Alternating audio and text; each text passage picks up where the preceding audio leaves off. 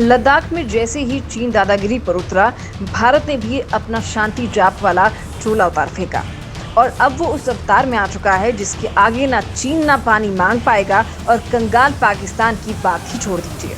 पिछले 2 महीने से भारत को सुपर ब्रह्मास्त्रों से लैस करने में डीआरडीओ इस कदर जुटा है कि केवल 2 महीने में ही 13 मिसाइलों के सफल परीक्षण कर डाले हैं। मतलब अब ये मिसाइलें दुश्मन को खाक करने के लिए तैयार हैं। ये दुनिया के लिए किसी अचंभे से कम नहीं है, क्योंकि भारत के मिसाइल जखीरे में एक से बढ़कर एक मिसाइल आ चुकी है। डीआरडीओ ने तो अब एक और बड़ी खुशखबरी भारत को दे दी है और उसका नाम है नाग मिसाइल। चीन पाक को डसने के लिए तैयार है नाग। भारत के नाक से कंपकपा उठेंगे दुश्मन। पोखरण में एंटी टैंक गाइडेड मिसाइल का सफल परीक्षण।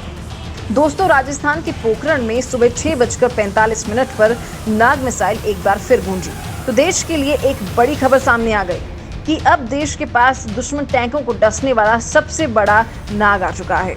एंटी टैंक गाइडेड मिसाइल नाग ने अपना आखिरी राउंड का टेस्ट भी सफलतापूर्वक पूरा कर लिया है। डीआरडीओ के सबसे घातक हथियार को अब भारतीय सेना में सीधे शामिल कर लिया जाएगा, जो 4 किलोमीटर के दायरे में दुश्मन टैंकों की समाधि बना देगी। नाग के निशाने से बचना है असंभव।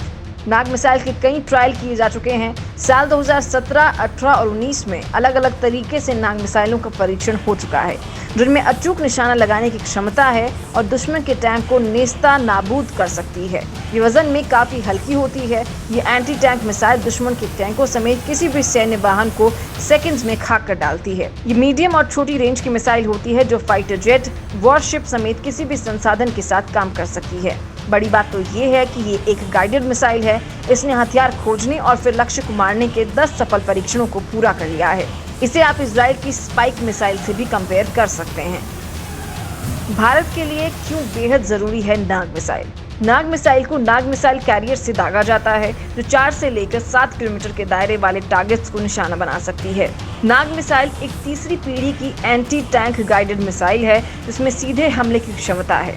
ये दिन और रात हर वक्त दुश्मन टैंकों को खाक कर सकती है। सेना को 2.5 किलोमीटर से ज्यादा की स्ट्राइक रेंज के साथ तीसरी पीढ़ी के ATGM की जरूरत है। फिलहाल सेना दूसरी पीढ़ी के मिलान 2T और कोंकुर ATGM का उपयोग कर रही है।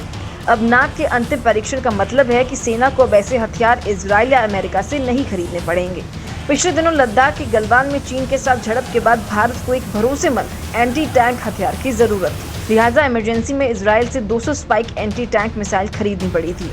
सीमा पर इस तरह के बिल्कुल पोर्टेबल हथियार बेहद काम के हैं, क्योंकि भारत और चीन दोनों ने लद्दाख में LAC पर भारी संख्या में सैनिकों को तैनात किया है।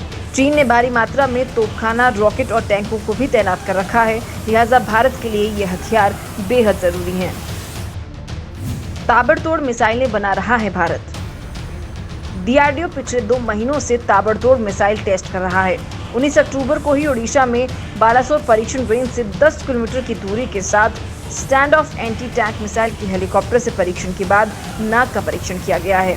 हालांकि भविष्य में ये मिसाइल हेलीकॉप्टर से हमले के लिए तैयार की जाएगी, लेकिन अभी इसका जमीन से आयोजित परीक्षण किया गया, जो कि सफल रहा। पिछले 2 महीनों में भारत ने 13 मिसाइलों का परीक्षण पूरा कर लिया है और आने वाले महीनों में कुछ और मिसाइलों की लॉन्च की खबर सामने आने वाली है।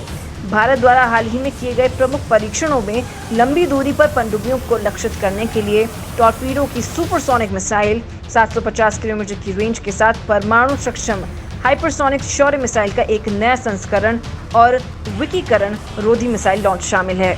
भारत अल्ट्रा आधुनिक हथियारों का एक नया वर्ग भी विकसित कर रहा है, जो ध्वनि की गति की तुलना में 6 गुना तेज यात्रा कर सकता है और किसी भी मिसाइल रक्षा में प्रवेश कर सकता है।